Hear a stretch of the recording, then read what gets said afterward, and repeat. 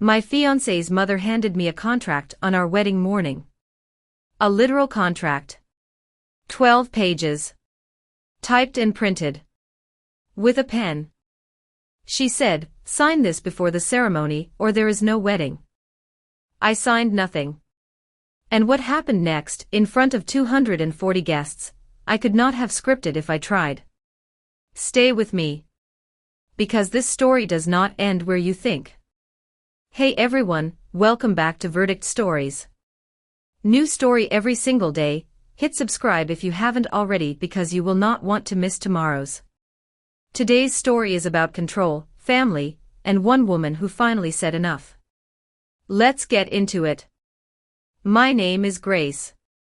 I'm 33 years old.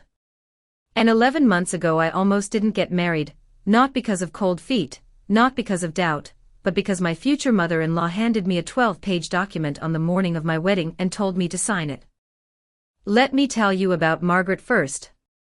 Margaret is my husband Thomas's mother. She is 61 years old, a retired attorney, and the most organized, prepared, relentlessly determined person I have ever encountered in my life. When Thomas and I got engaged, Margaret sent me a welcome card within 24 hours. Inside the card was a typed list of her expectations for the wedding planning process. A list.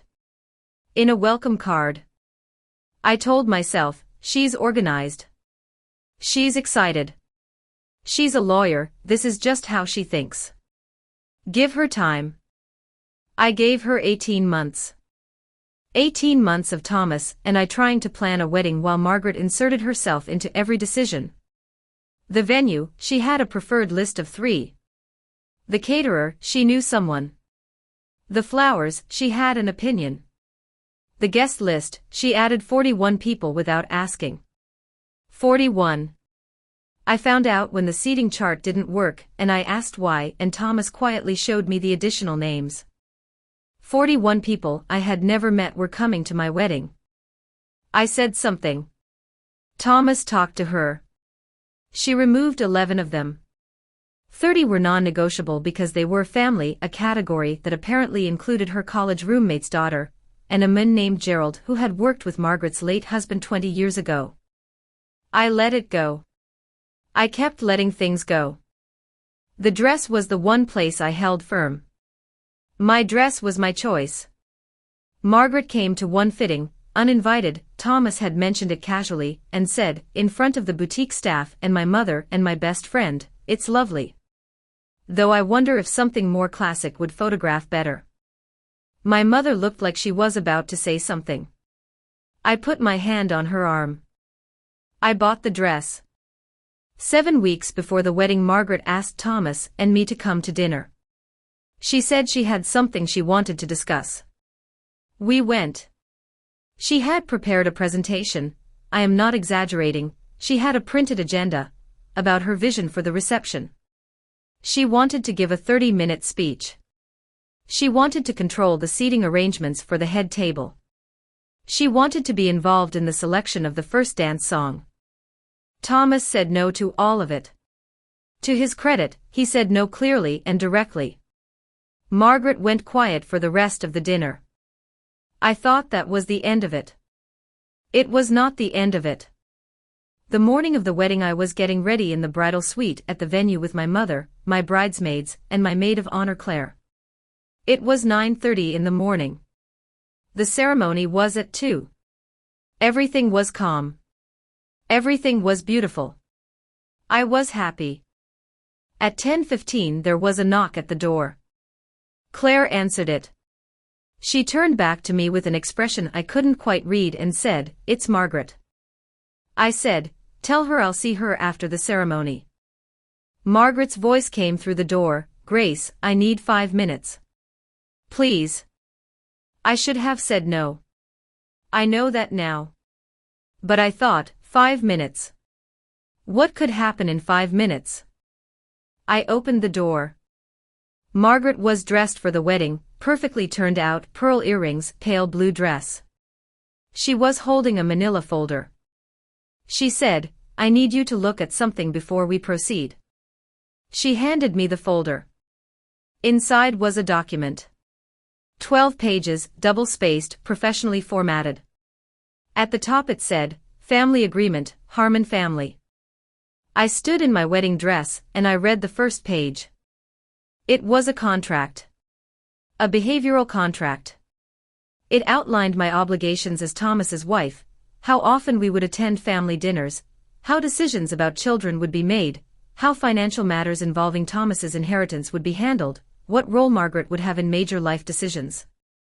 There was a clause about where we would spend holidays. There was a clause about Margaret's right to be consulted on any home purchase. There was a clause, and I am reading this correctly, about her right to be present at the birth of any children.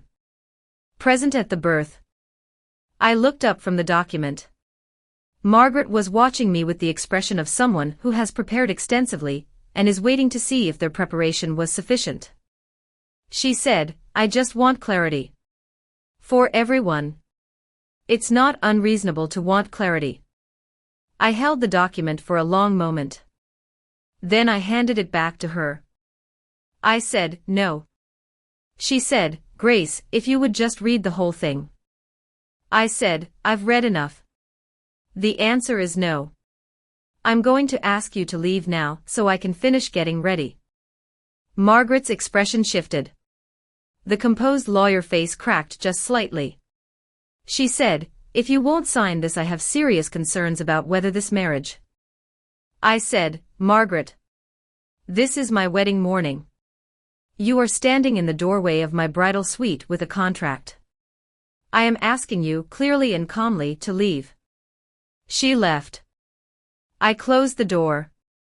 I stood with my back against it for approximately 30 seconds. My bridesmaids were completely silent. My mother was looking at me with an expression I had never seen on her face before. Claire said, Are you okay? I said, I'm going to need someone to get me a coffee. Then I called Thomas. He picked up immediately.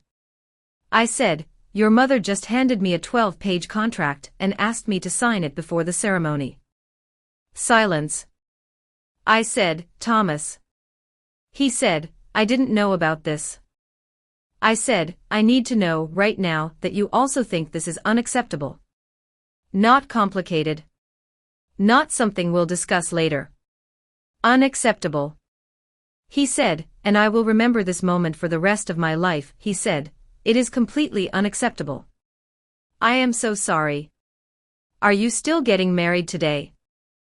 I said, yes. But we need to talk about this. Properly. Soon. He said, yes. We do. The ceremony happened at 2 o'clock.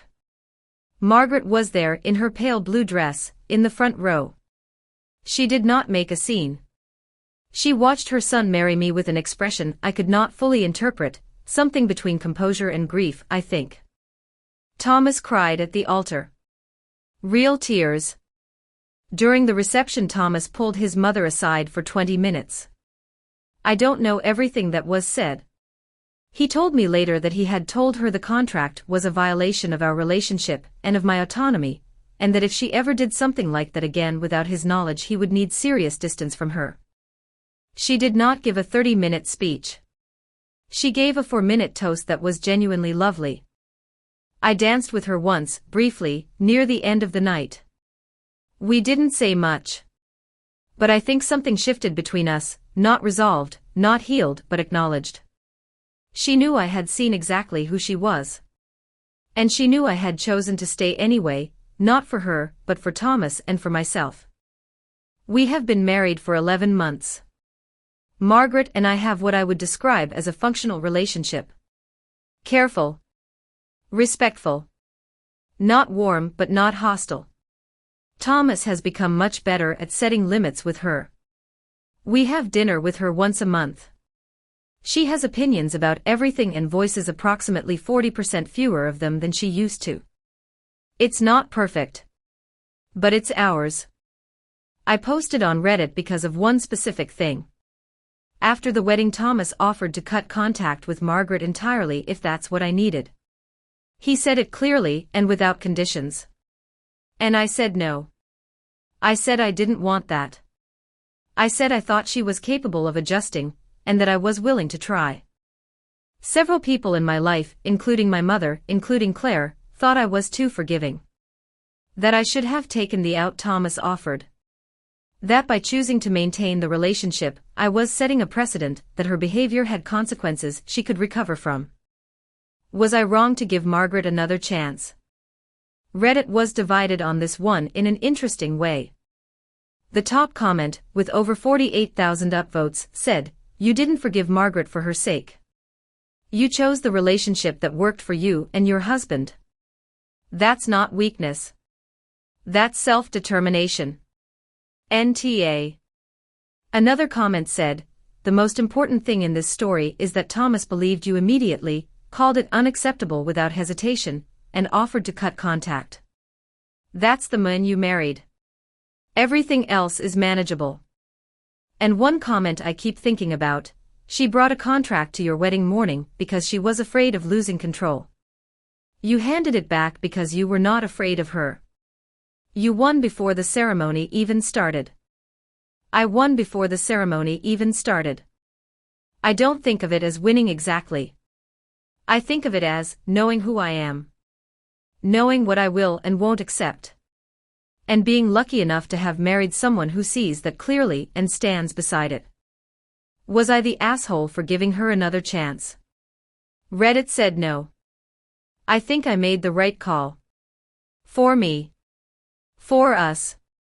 Drop your verdict in the comments. Would you have taken Thomas's offer and cut contact? Or would you have done what Grace did? NTA or YTA? New story tomorrow. Hit subscribe so you don't miss it. See you then.